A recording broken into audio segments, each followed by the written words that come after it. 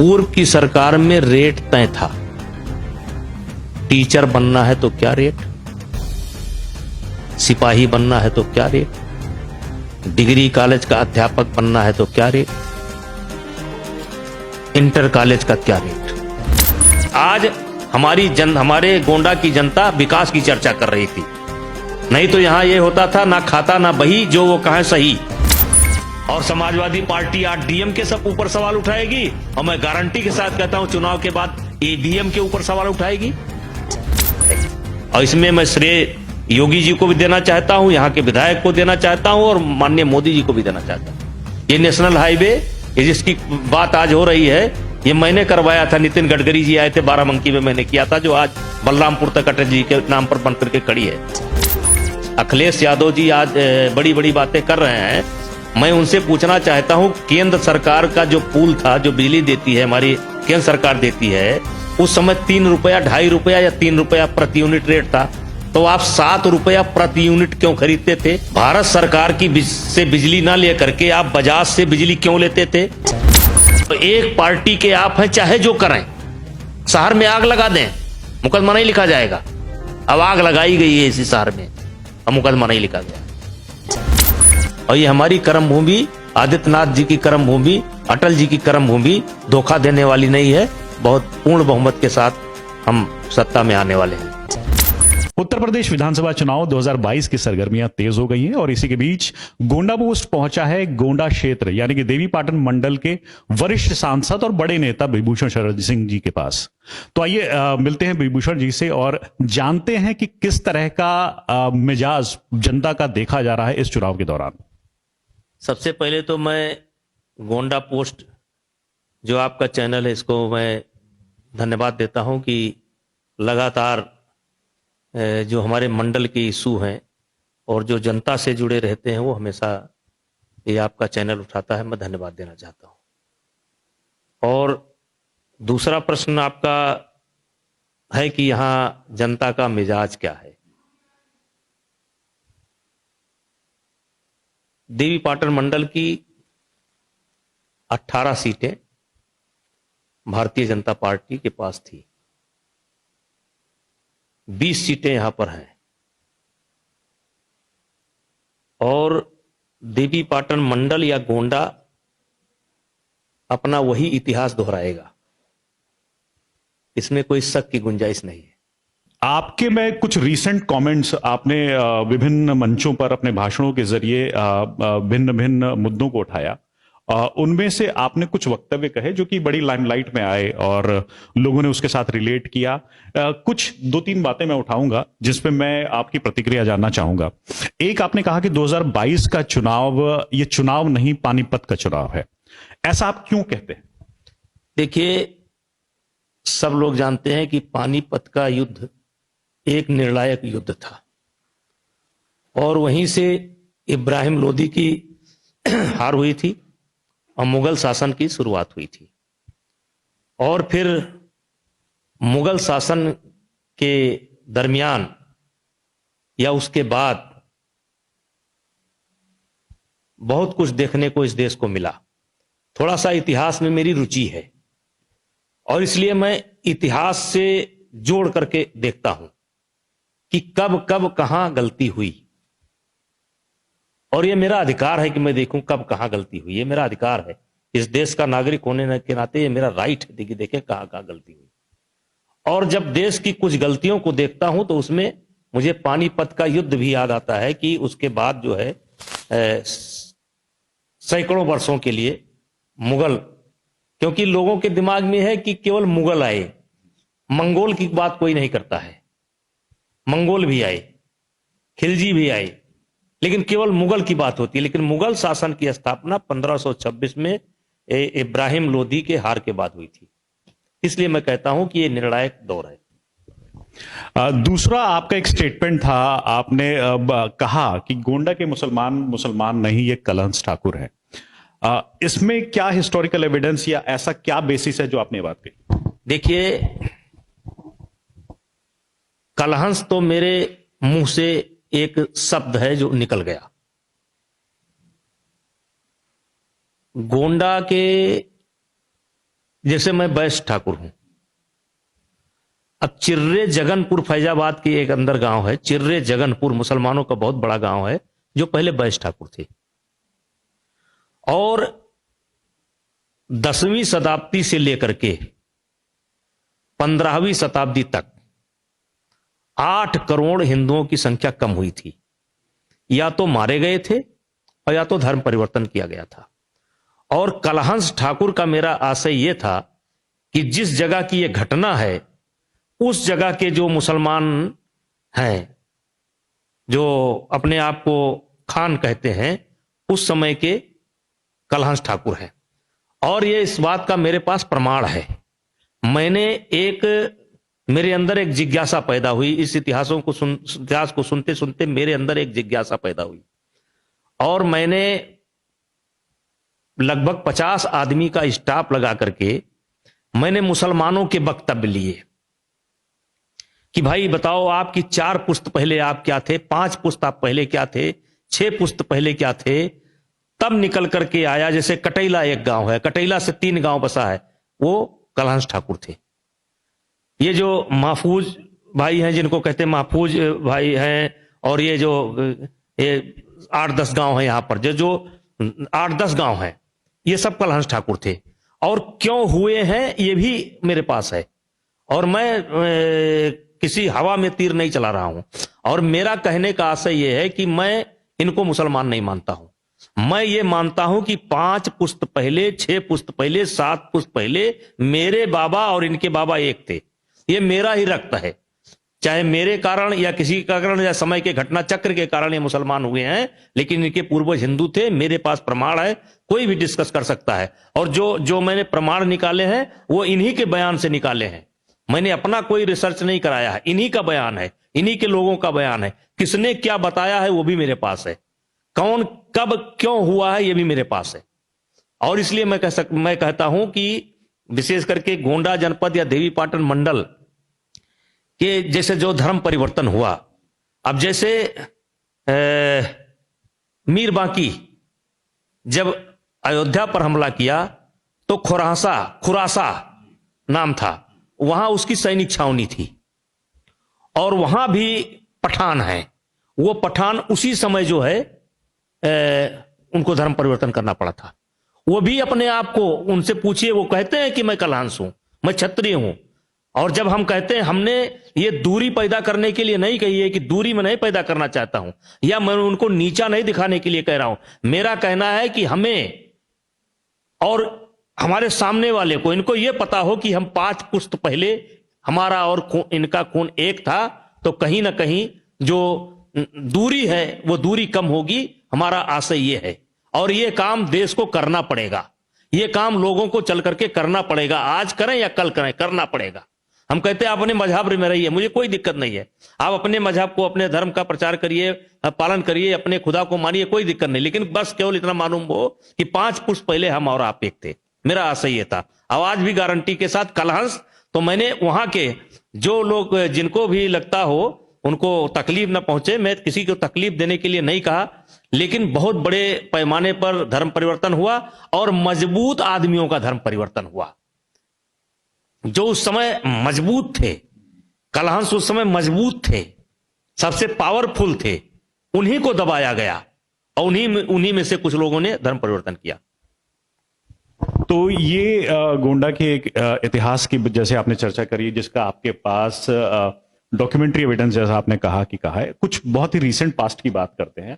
पिछले 22 सालों तक गोंडा सदर की सीट पर समाजवादी पार्टी का कब्जा था, जिसे 2017 में गोंडा के जब गोंडा सदर के नए विधायक हुए प्रतीक भूषण सिंह जी ने उस रिकॉर्ड को तोड़ा, उस सीरीज को तोड़ा। उसके बाद क्या लगता है कि 2022 के चुनाव में क्या गोंडा सदर और गोंडा की विभिन्न सीटों पर क्या वही प्रदर्शन दोहराया जाएगा? मैंने पहले बताया कि देवीपाटन मंडल का जो इतिहास है,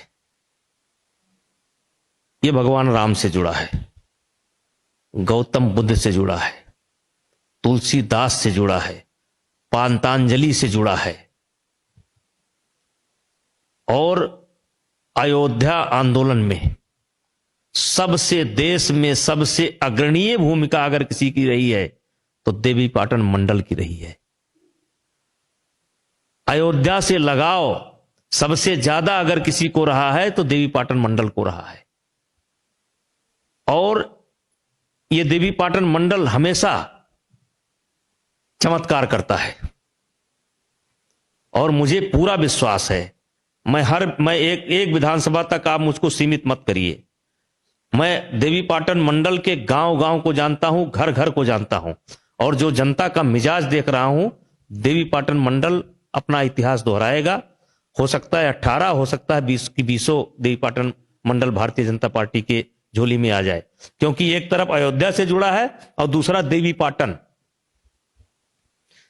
जो है जिसके नाम पर यह मंडल बना हुआ है, वहां से माननीय मुख्यमंत्री योगी आदित्यनाथ जी की प्रतिष्ठा जुड़ी जाती है। ये कभी अटल जी की कर्मभूमि कही जाती थी, कभी अटल जी की कर्मभूमि कही जाती थी। आज हम कह सकते हैं कि ये आदित्यनाथ जी की भी कर्मभूमि है, ब्रजभूषण सिंह की भी कर्मभूमि है, और ये हमारी कर्मभूमि, आदित्यनाथ जी की कर्मभूमि, अटल जी की कर्मभूमि धोखा देने वाली नहीं है। बहुत पूर्ण बहुमत के साथ हम सत्ता में आने वाले हैं। जैसे कि आप बता रहे हैं कि माहौल बहुत अच्छा है और विभिन्न विधानसभा सीटों पर भाजपा के पक्ष में माहौल बन रहा है। मेरा एक बहुत ही मतलब बहुत बेसिक सी जिज्ञासा होती है कि तो फिर ऐसा क्यों है कि जो वर्तमान में कई विधायक हैं, वर्तमान में कई मंत्री हैं, वो भाजपा को छोड़ के अन्य पार्टियों को ज्वाइन कर रहे हैं? देखिए, एक तो जिनके टिकट कटने वाले थे, जो अपने अपने क्षेत्र में चुनाव हार रहे थे, कुछ ऐसे हैं जो उम्मीद से ज्यादा चाह रहे हैं, वो लोग छोड़ करके गए हैं। और मैं आपके चैनल के माध्यम से, समय तो नहीं है कि मेरा कोई संदेश सुने, लेकिन मैं सुनाना चाहता हूं, भारतीय जनता पार्टी के अपने वरिष्ठ नेताओं को सुनाना चाहता हूं कि आप सर्वे के आधार पर टिकट दीजिए, जो आपकी रिपोर्ट कह रही है आप टिकट दीजिए। कौन जाएगा, कौन आएगा, कौन रहेगा, कौन नहीं रहेगा, इस आधार पर टिकट आप मत दीजिए। जो काम किया है, जो सर्वे रिपोर्ट आ रही है, जो कार्यकर्ताओं की रिपोर्ट है, जो संगठन की रिपोर्ट है, आप उस हिसाब से टिकट दीजिए। आप देखिए कि जनता जो है आपको कितना बड़ा रिजल्ट देने वाली है। और वो जो लोग गए हैं, वो सब किसी का टिकट कट रहा था, कोई चुनाव हार रहा था। अब बात करते हैं लोकल मुद्दों की। जैसे गोंडा शहर में हम लोग कुछ गए तो कुछ लोगों को ड्रेनेज सिस्टम की, नाली की, सीवरेज सिस्टम की और पाइप्ड वाटर सप्लाई की, जो कि आप जानते हैं कि गोंडा शहर में ऑथराइज्ड कॉलोनी की संख्या मेरे ख्याल से सिविल लाइंस, आवास विकास कॉलोनी के अलावा और ज्यादा ऑथराइज्ड कॉलोनी, ज्यादातर अनऑथराइज्ड कॉलोनीज है। तो उनमें लोगों को बेसिक कम्युनिटीज का आज भी अभाव है। ऐसे में क्या गोंडा में भविष्य में ऐसी सुविधाओं को बढ़ाया जाएगा? देखिए, आपने जरूर सुना होगा कि भारतीय जनता पार्टी से जब प्रतीक भूषण सिंह विधायक चुने गए, उसी समय एक रिपोर्ट जारी हुई और गोंडा जनपद देश के सबसे गंदे शहर में शुमार किया गया। हाँ, स्वच्छ भारत अभियान के तहत जो रेटिंग की गई, उसमें गोंडा जनपद देश के सबसे गंदा शहर। और उसी समय से प्रतीक ने प्रयास किया, हम लोगों ने प्रयास किया, और आप देख रहे होंगे कि वो रेटिंग जो सबसे नीचे थी आज कहां है।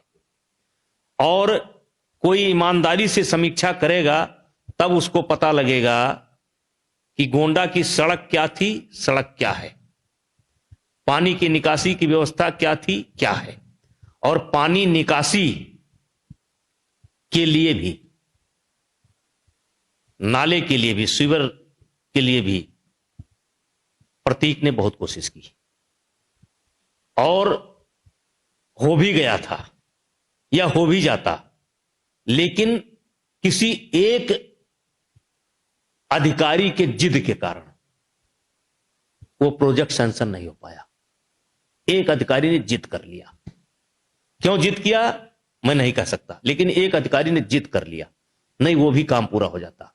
अब जैसे ओवरब्रिज रेलवे लाइन का बहराइच वाला बन रहा है, ये बड़गांव वाला सैंक्शन है, ये उतरवला वाला सैंक्शन है। ये हमारा प्रयास है और प्रतीक भूषण का प्रयास है, प्रतीक का प्रयास है, हमारा प्रयास है।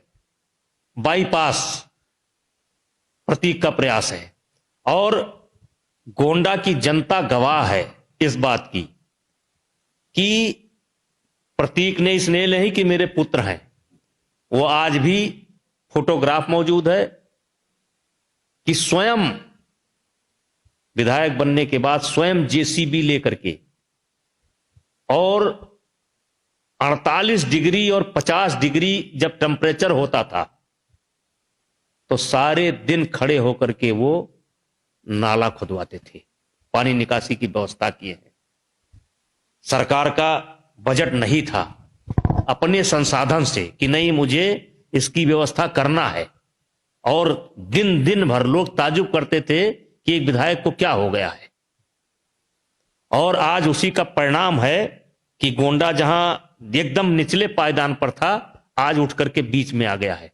और कोई भी गोंडा में किसी भी तरफ से अगर घुसेगा, कोई भी घुसेगा, आज देवी पाटन मंडल में मुख्यालय पर यूनिवर्सिटी बनाने का प्रोग्राम है, मेडिकल कॉलेज बन रहा है, अस्पताल बन गया, शहर की लगभग सारी सड़कें बन गई, ग्रामीण क्षेत्र की सारी सड़कें लगभग बन गई। लेकिन जो ये डिमांड आ रही है, डिमांड इसलिए आ रही कि काम हो रहा है, और काम ना होता होता शायद डिमांड ना आती। और ये मैं गोंडा की जनता को धन्यवाद देना चाहता हूं कि हम चाहता हूं कि उनकी डिमांड बनी रहे, क्योंकि जब एक काम होता है तो दूसरे की ये भी हो जाना चाहिए, तीसरा ये भी हो जाना चाहिए। आज हमारे गोंडा की जनता विकास की चर्चा कर रही थी, नहीं तो यहां ये होता था ना खाता ना बही, जो वो कहें सही। अगर आप प्रधान हैं उनके पार्टी के हैं तो आपको काम करने की कोई जरूरत नहीं है, आप कोटेदार हैं उनके पार्टी के हैं तो कोटा बांटने की कोई जरूरत नहीं, गल्ला बांटने की कोई जरूरत नहीं है। आज वो सारी परंपराएं समाप्त हो गई। और अब अपने मुंह से हम क्या कहें, आप गोंडा की जनता, और मैं कहना चाहता हूं कि जो विरोध में हो, जो विरोधी पार्टी विचारधारा से तालमेल रखते हैं, उनके पास जाकर के पूछिए कि इस सड़क की हालत क्या थी, आज क्या है। और इसमें मैं श्रेय योगी जी को भी देना चाहता हूं, यहां के विधायक को देना चाहता हूं, और माननीय मोदी जी को भी देना चाहता हूं। ये नेशनल हाईवे, ये जिसकी बात आज हो रही है, ये मैंने करवाया था, नितिन गडकरी जी आए थे, बाराबंकी में मैंने किया था, जो आज बलरामपुर तक अटल जी के नाम पर बन करके खड़ी है। पावर, हमने जैसे पब्लिक रिएक्शंस लिए, लोगों के बीच में गए तो लोग, जैसा कि आपने कहा कि सड़क के बारे में बात करते हैं और बिजली के बारे में बात करते हैं, लोग कहते हैं कि पहले से ज्यादा बिजली मिल रही है, लेकिन उसके बावजूद भी वर्तमान चुनाव में बिजली एक बहुत बड़ा मुद्दा है। आम आदमी पार्टी और समाजवादी पार्टी दोनों का ही कहना है कि वो अगर सत्ता में आते हैं तो लोगों को फ्री बिजली मुहैया कराएंगे। इस पर आपका क्या कहना है? देखिए, इस बात को बताने की आवश्यकता नहीं है कि अखिलेश यादव जी के जमाने में 4 घंटा 6 घंटे बिजली आती थी।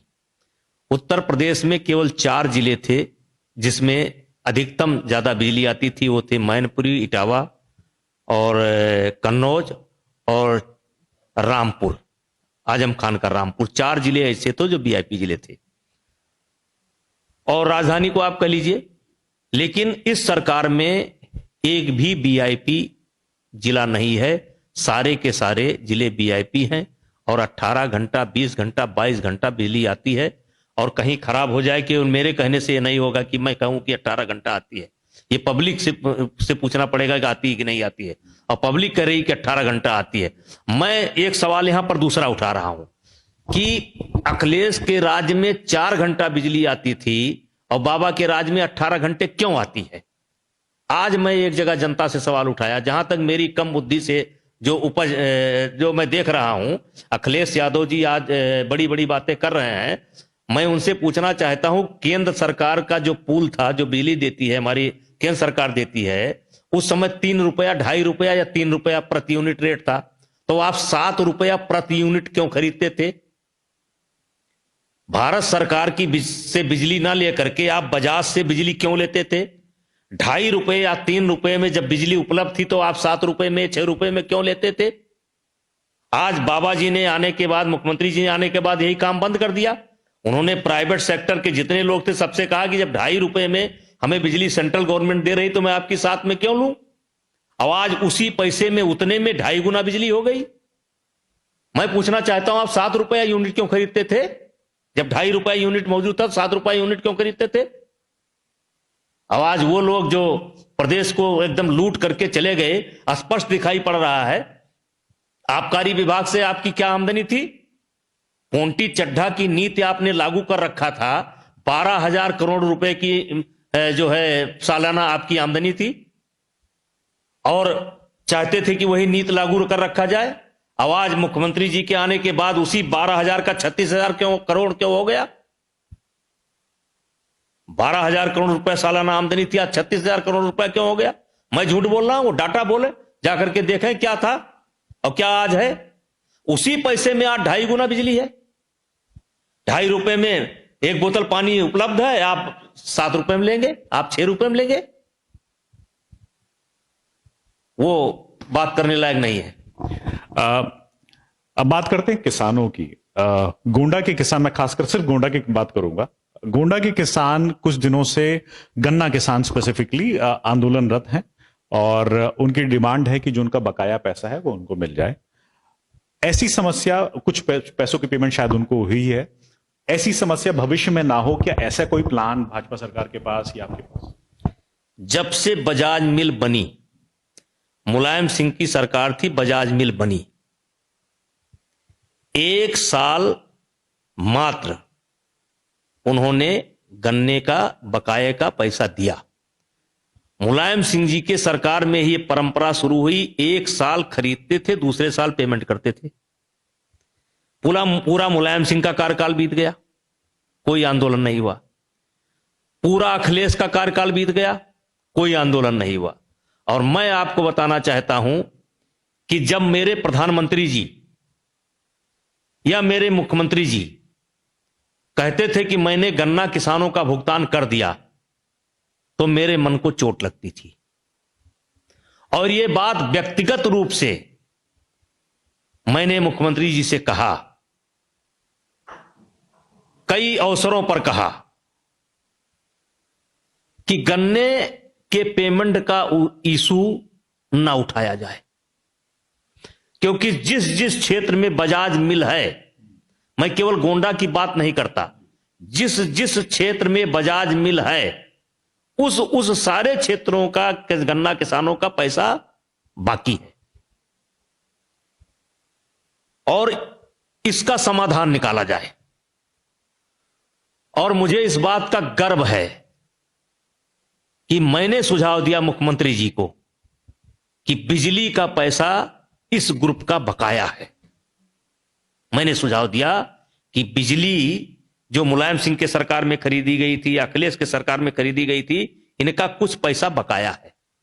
उस पैसे को लेकर के गन्ना किसानों का पेमेंट करने के लिए इनको बाध्य किया जाए। और मैं व्यक्तिगत रूप से बताता हूं आपको कि यह बात मैंने मुख्यमंत्री जी को कई बार कहा कि या तो गोंडा आइए तो गन्ना का इशू ना उठाइए, क्योंकि बजाज मिल का पैसा बाकी है। और फिर रास्ता निकाला मुख्यमंत्री जी ने, और बिजली का पैसा एसपीएल या कौन सी कंपनी है उसको कैसे गन्ने में डाइवर्ट किया जाए, इसके लिए सरकार एक अध्यादेश लेकर के आई। उत्तर प्रदेश एक सरकार एक अध्यादेश लेकर के आई, और अध्यादेश जब गवर्नर के यहां साइन के लिए गया तो कुछ लोगों ने, समाजवादी पार्टी के लोगों ने, कुछ लोगों ने कुछ लड़कों को धरने पर बैठा दिया। मैं उनसे पूछना चाहता हूं कि 4 साल मुलायम सिंह की सरकार चली गई, आपने कोई धरना नहीं दिया। 5 साल अखिलेश की चुनाव चली गई, आपने कोई धरना नहीं दिया। 4 साल मोदी जी की सरकार चली गई, आपने कोई धरना नहीं दिया। जब सरकार ने अध्यादेश ला दिया और अध्यादेश साइन के लिए चला गया, और तब कुछ लोग उठ करके बैठ जाते हैं कि गन्ना भुगतान। मैं उनके ऊपर सवाल उठाता हूं कि 14 साल आपने क्यों धरना नहीं किया? मैंने धरना किया, मैंने धरना करने की कोशिश की, और हमको मुलायम सिंह का फोन आया कि नहीं धरना समाप्त कराइए। हमको खुद आया था मुलायम सिंह का फोन कि क्या हो रहा है। और चूंकि मैं उस समय समाजवादी पार्टी में था, मुलायम सिंह के कहने पर मुझे धरना से उठना पड़ा। और धरना नहीं था, घटतौली था। ये लोग भी थे मेरे साथ, घटतौली पर हम लोग बैठे थे। सीधे मुलायम सिंह जी का फोन आया, फिर घटतौली नहीं करेंगी, आश्वासन दिया। तो मेरा प्रश्न यह है कि 14 साल ये लोग कहां थे? जब सरकार ने अध्यादेश ला दिया और अध्यादेश की कॉपी साइन के लिए चली गई, तब यह धरना दिया गया और इससे किसानों का बहुत बड़ा नुकसान हुआ। आपको लगता है इसमें राजनीतिक साजिश है? राजनीतिक साजिश समाजवादी पार्टी की साजिश थी। और आज उन्होंने मतलब बिजली का पैसा जो बकाया था वो सारा का सारा गारंटी ले लिया सरकार ने कि पहले गन्ने का भुगतान होगा, और मुझे बताते हुए प्रसन्नता है कि 500 करोड़ रुपया खाते में आ गया और किसानों का पेमेंट शुरू हो गया। इस बात का श्रेय बृजभूषण सिंह को मिलना चाहिए सलाह देने के लिए, इस बात का श्रेय मुख्यमंत्री जी को मिलना चाहिए जिन्होंने यह रास्ता निकाला।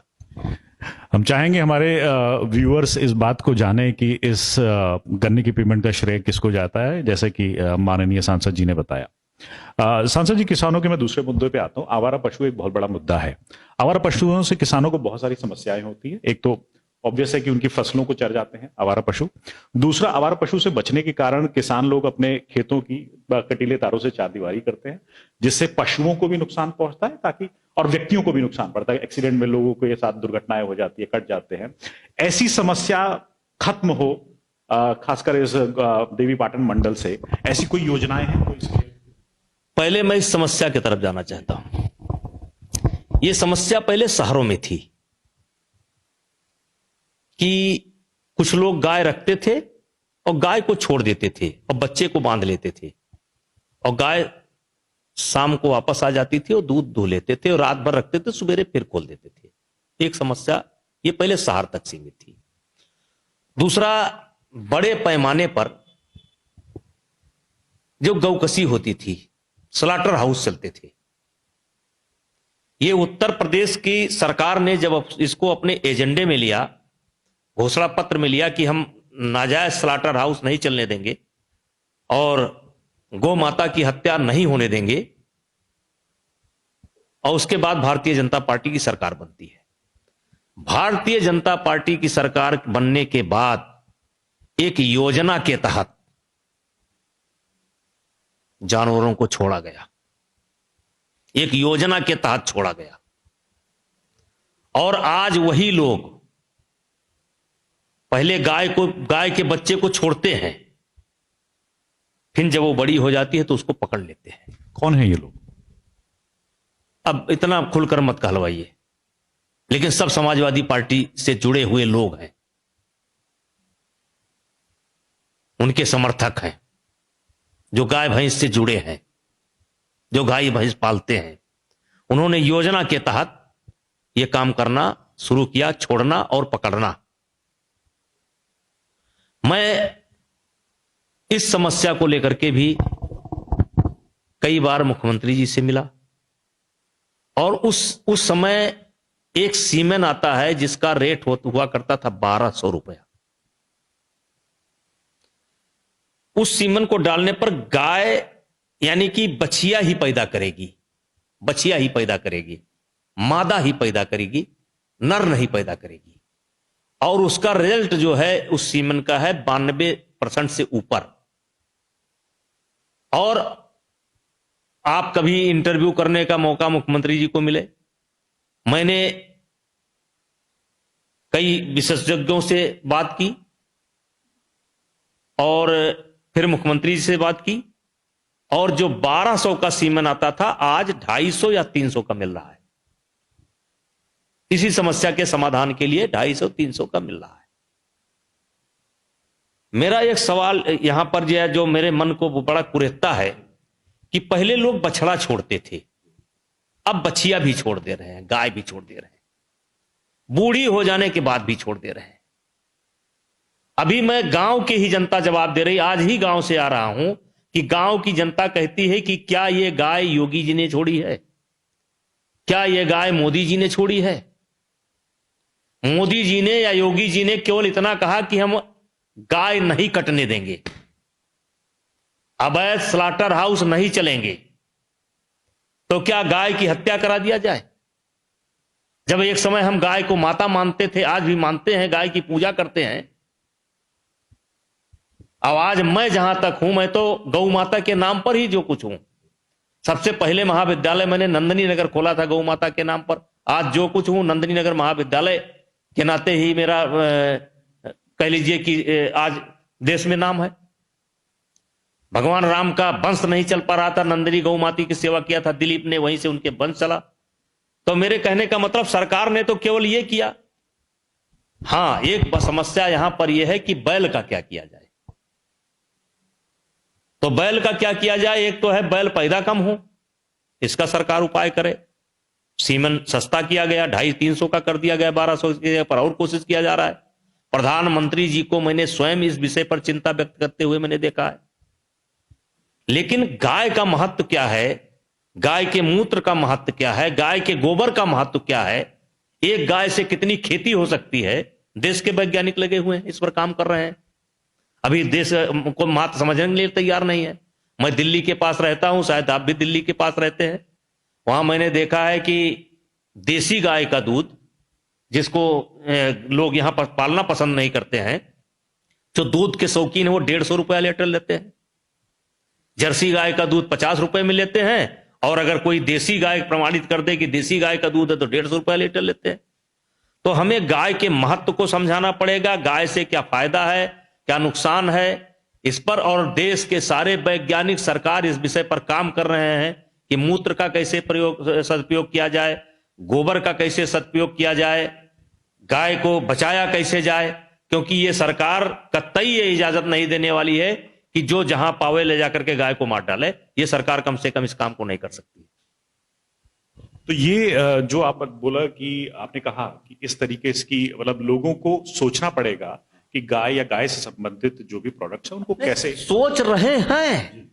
जब कोई सवाल उठा रहा है तुरंत वही जवाब दे रहे हैं कि क्या योगी जी ने छोड़ा है, क्या मोदी जी ने छोड़ा है। और मैं आपको स्पष्ट बताना चाहता हूं कि पहले शहरों में ये हल्के फुल्के में परंपरा बनी थी, और बाद में जब भारतीय जनता पार्टी ने इस मुद्दे को लिया तो अचानक जानवरों की बाढ़ आ गई।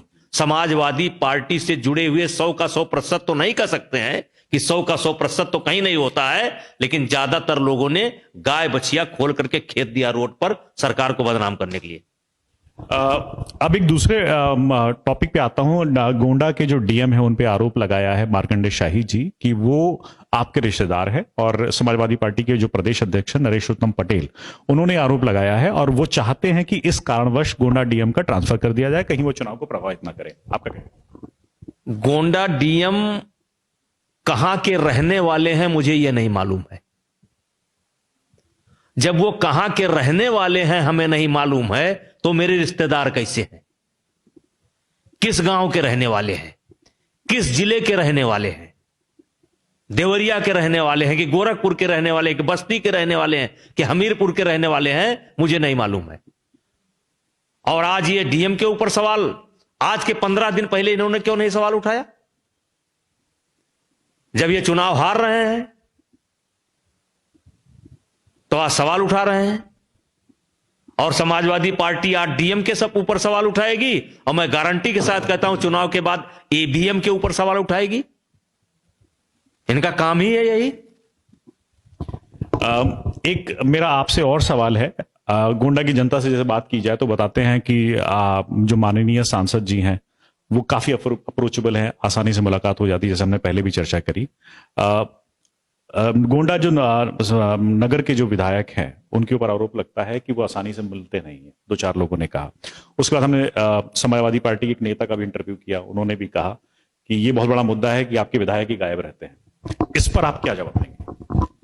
देखिए, बड़े बरगद के नीचे छोटा पेड़ जल्दी नहीं उगता है।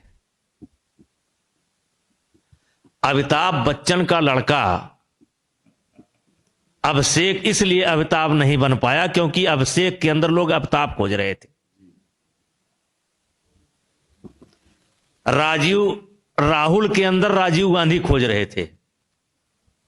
मुलायम का लड़का अखिलेश इसलिए नहीं नेता बन पाया कि लोग अखिलेश के चेहरे में मुलायम खोज रहे थे।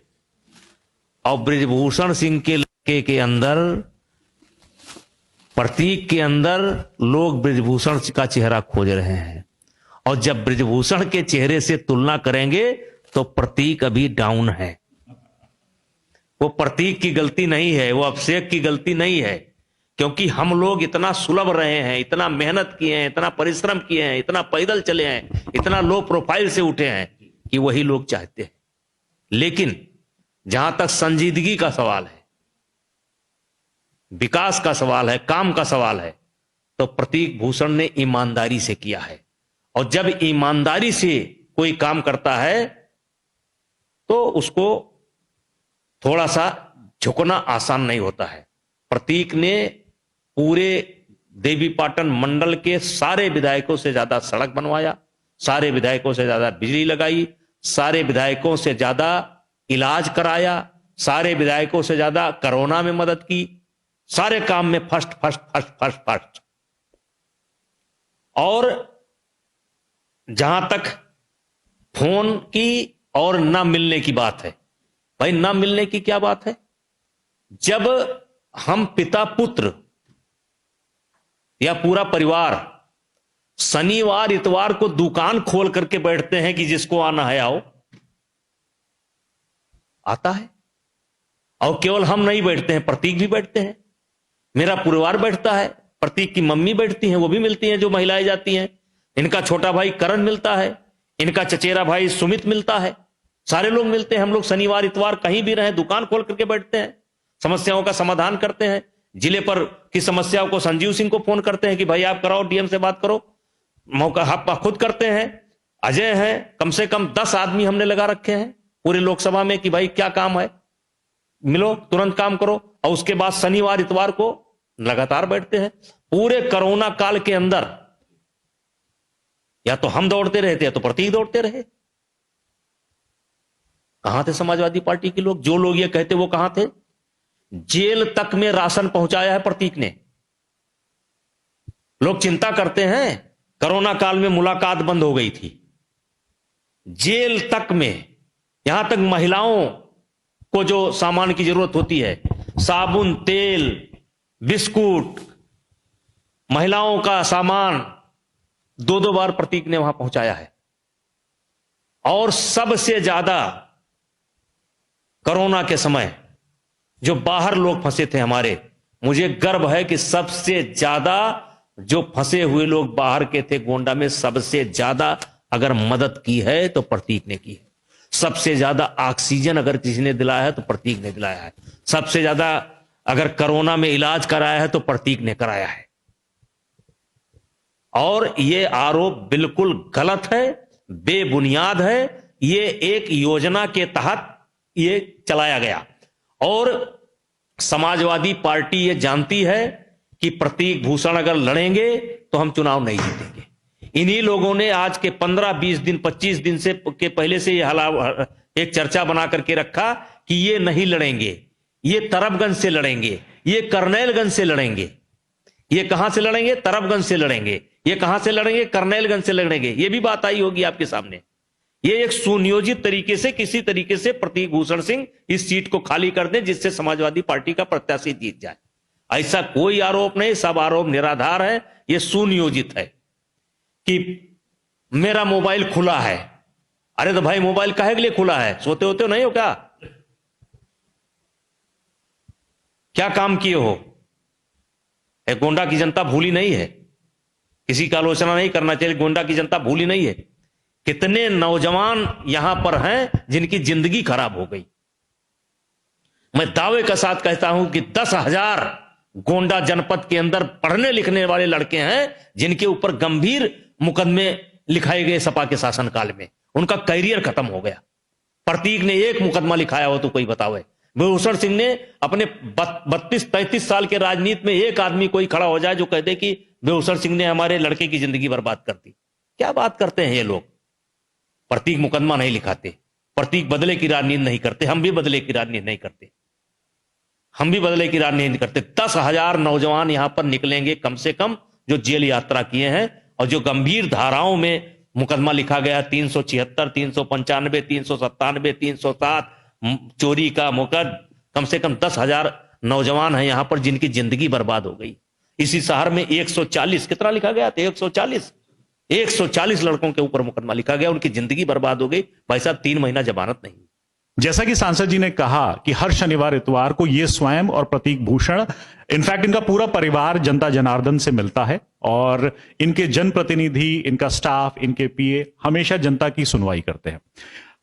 सांसद जी, आपने एक बात छेड़ी युवाओं की, युवाओं के ऊपर बहुत सारे मुकदमे, और युवाओं का एक मुद्दा है नौकरियां, सरकारी नौकरियां। तो गरीब युवा जो सरकारी नौकरी की इच्छा रहता है वो थोड़ा सा शुद्ध होता है जब कोई परीक्षा स्थगित हो जाती है या कैंसिल हो जाती है, उसकी नौकरी मिलने में उसको लेट लतीफी हो जाती है या नौकरी ना मिले। इस मुद्दे को आप कैसे टैकल करते हैं? देखिए, बड़ी ईमानदारी पूर्वक कहना चाहता हूं, पूर्व की सरकार में रेट तय था। टीचर बनना है तो क्या रेट, सिपाही बनना है तो क्या रेट, डिग्री कॉलेज का अध्यापक बनना है तो क्या रेट, इंटर कॉलेज का क्या रेट। और जब से मुख्यमंत्री जी आए हैं पारदर्शी व्यवस्था लागू किए हैं। और यही नहीं, पूरे देश में कुछ गैंग हैं जो साल्वर के रूप में या नए नए तरीके निकालते रहते हैं। अब जैसे मुलायम सिंह के राज में सिपाही भर्ती घोटाला पर भी आंच उठी, लेकिन मुलायम सिंह के ऊपर कोई फर्क नहीं पड़ा, उन्होंने कर दिया। एक जात विशेष के लोग 50% कर दिया, कोई दिक्कत नहीं। पीसीएस की भर्ती थी, 82 सीट थी, 58 पर कर दिया। एक जात विशेष को कर दिया, 4 जिले का कर दिया।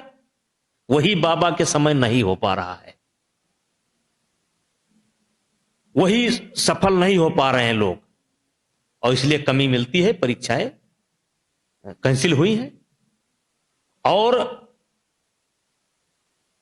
कुछ लोगों को छोड़ करके आम आदमी का बेटा कोई अगर सपा के सरकार में नौकरी पाया हो तो खोज करके बता दे, कोई बता दे कि बिना पैसे का नौकरी पाया हो। आज मैं चुनौती देता हूं कि आप चले जाइए और एक आदमी को यह बता दे कि इस सरकार में मैं पैसा देकर के भर्ती हुआ हूं। और काफी बच्चे भर्ती हुए हैं, रोज भर्ती हो रहे हैं। हां, उनको अब पैसा नहीं देना पड़ रहा है। तो अगर गलती है, अगर कहीं हो जा रही है, अगर गलती पकड़ में आ रही है, परीक्षा लीक हो जा रही है, तो करना पड़ेगा, या तो आंख मूंद लिया जाए। तो इस सालवर गिरोह जिसको चाहे उसको करा दे। और ये जो भी फैसले उठाए गए हैं वो जनता के हित में उठाए गए हैं, विद्यार्थियों के हित में उठाए गए हैं। और आप देखिए, अभी कल परीक्षा हुई है, बहुत से लोग पकड़े गए हैं। ये गैंग है, और ये गैंग आज से नहीं है, और यही गैंग पैसा वसूलता था। इनसे मिल करके राजनेता और अधिकारी इसी गैंग के माध्यम से पैसा वसूलते थे। आज कोऑपरेटिव भर्ती घोटाला का चल रहा है, जांच चल रही रोज पे। तो क्या यही चाहते हैं कि घोटाले की जांच हो? ये जो भी कुछ सरकार कर रही है बड़ी ईमानदारी से कर रही है और बहुत अच्छा कर रही है, पारदर्शी तरीके से कर रही है। इसके लिए गलत को गलत कहना पड़ेगा, गलती पर पर्दा नहीं डालना चाहिए। एक बेसिक आवश्यकता होती है आम नागरिकों की चिकित्सा, और खासकर गोंडा या देवीपाटन जैसे क्षेत्रों में जहां पे गरीब वर्ग बहुत बड़ा है और सरकारी चिकित्सा पे डिपेंडेंट है वो गरीब वर्ग। सरकारी चिकित्सा व्यवस्था, लोगों ने देखा कि कोरोना काल में हम लोगों ने, ये तीसरी वेव चल रही है, इस तीसरी वेव के साथ साथ किस तरह की सरकारी तंत्र, अभी सरकारी चिकित्सा में सुधार किया गया है, और क्या ये एक मुद्दा रहेगा आने वाले चुनाव में? नहीं, देखिए, मुद्दा था जब कोरोना आया था, ना मास्क था, ना वेंटिलेटर था, ना डॉक्टर तैयार थे, ना देश तैयार था। अब देश तैयार है, डॉक्टर तैयार है, दवाई तैयार है, वॉलंटियर तैयार है, ऑक्सीजन तैयार है, अस्पताल तैयार है, विस्तृत जाने की आवश्यकता नहीं है, सब तैयार है। अब कोई चिंता का विषय नहीं है। जहां तक रहा सवाल हमारा या हमारे जनपद, मुझे गर्व है अपने जनपद पर भी, मुझे अपने जनपद पर गर्व है कि हमारे जनपद के लोगों ने, उसमें हिंदू भी है, मुसलमान भी है, जहां हम लोगों ने एक दिन भी कोरोना काल के अंदर हम लोग घर पर नहीं बैठे हैं। ये परंपरा मैंने ही शुरू की है और मेरे ही कारण सबको निकलना पड़ा, क्योंकि जब मैं निकल पड़ा तो सबको निकलना पड़ा, मजबूरी हो गई। और हमारे ज्यादा से ज्यादा जनप्रतिनिधि निकले और जनता निकली, और हमने एक दिन भी कोरोना काल के अंदर हम लोग नहीं बैठे। गांव में जाते थे, कोरोना से के प्रति जागरूक करते थे, उनकी आर्थिक मदद करते थे, उनकी चिकित्सीय मदद करते थे। और कोरोना काल के अंदर मैंने बताया कि सबसे अधिक अगर किसी ने मदद की है तो प्रतीक ने की है। गुजरात से प्रतीक के नाम पर, मेरे नाम पर लोगों ने 2 ट्रेन भेजा, पूरा बुक करा करके, टिकट दे करके, बुक करा करके, खाना पैक करके भेजा। बंबई तक में, पंजाब में, सब जगह मेरी पूरी टीम सक्रिय थी। मेरी पूरी टीम का नंबर चल रहा था कि किससे संपर्क करो। और ये संजीव सिंह बैठे हैं, पूरी टीम सक्रिय थी। और हम लोग कहीं से फोन आता था तो तुरंत अपने आदमियों को, अपने परिचित को, क्योंकि कुश्ती संघ के अध्यक्ष होने के नाते मेरा संबंध पूरे देश में है। मेरी हर जगह यूनिट है, हर जिले में यूनिट है, और प्रभावी लोग हैं, रेसलर हैं। मेरे रेसलरों ने मेरी मदद की है।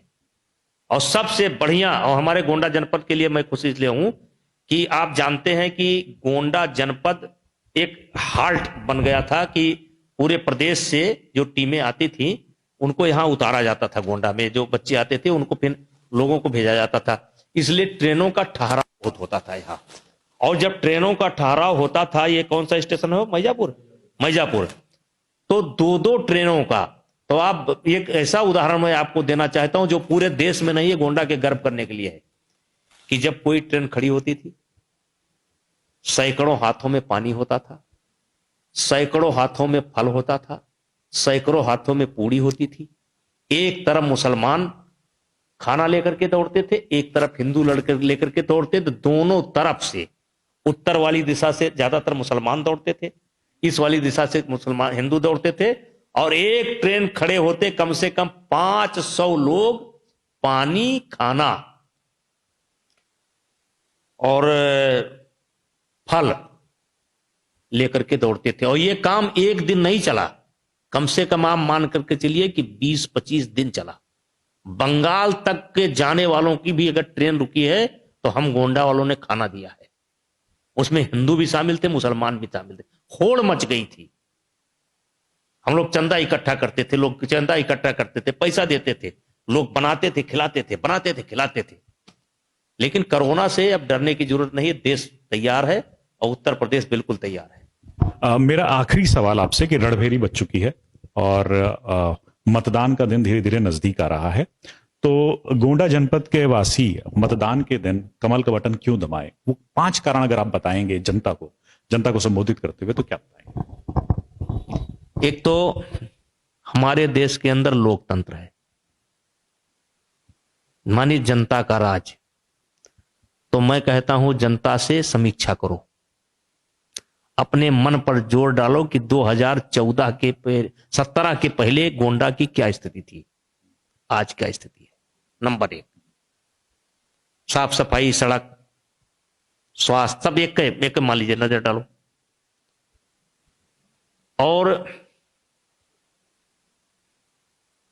जैसे बिजली, चलिए बिजली में छोड़ देता हूं, बिजली में छोड़ देता हूं। राशन कैसे मिलता था? 3-3 महीना, 4-4 महीना पर कभी कभी मिलता था। आज उस पर नजर डालो। फिर जो बिना गलती के मुकदमे लिखाए जाते थे, और एक पार्टी के आप हैं, चाहे जो करें, शहर में आग लगा दें, मुकदमा नहीं लिखा जाएगा। अब आग लगाई गई है इसी शहर में, अब मुकदमा नहीं लिखा गया है। तो मैंने कहा जनता का तंत्र है, एक विषय पर नहीं, 5 विषय पर नहीं, 10 विषय पर केवल अपने मन में लोग समीक्षा करें। और समीक्षा कर रहे हैं, जनता समीक्षा कर रही है, हर सवाल का जवाब जनता दे रही है। और इसलिए ये जो सपा का नया गठबंधन बना है, भाई भाई का, इसके खिलाफ जनता खुद लड़ रही है, जनता खुद लड़ रही है। और पूरे गोंडा में नहीं, पूरे प्रदेश में लड़ रही है।